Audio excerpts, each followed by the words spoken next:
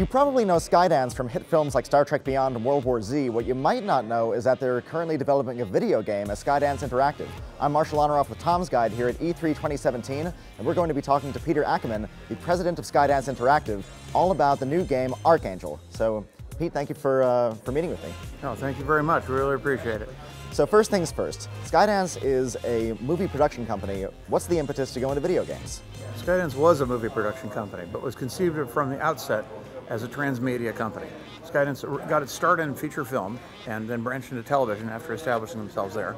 And then just as a year ago, Skydance Media, under David Ellison, acquired our company, The Workshop, and that became the nucleus of what is now Skydance Interactive.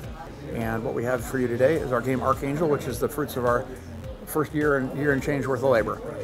Now, I played through a demo level in Archangel, and it is a very cinematic game, but it's still a game first and foremost. So what are some of the challenges of making games as opposed to movies without just duplicating the medium?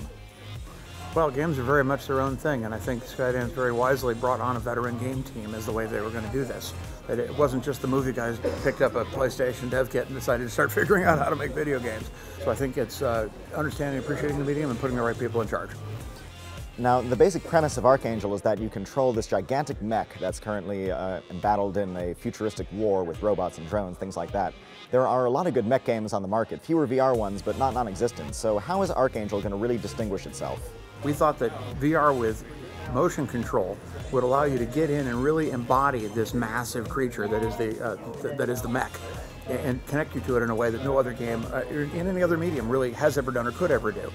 And I think we've achieved that, and it's pretty extraordinary, that sense of size, scale, and power. It really drives the fantasy of what giant robots are about in the first place. They're about becoming something bigger than ourselves. Why do we make machines that look like men? Right? It's a projection of our own ego into something supersized, an imagination that our technology somehow turns us into gods of a sort. So I think this is a little taste of that. And when can people back at home get their hands on the game? How much will it cost? What platforms will it be for?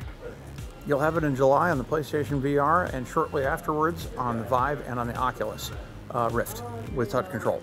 We're not announcing a price point yet, but this is all coming really soon, and that price point information should be available shortly. All right, Pete, thank you very much. I appreciate it. So this is Marshall Honoroff at E3 2017 with Archangel from Skydance Interactive. See you guys at the next game station.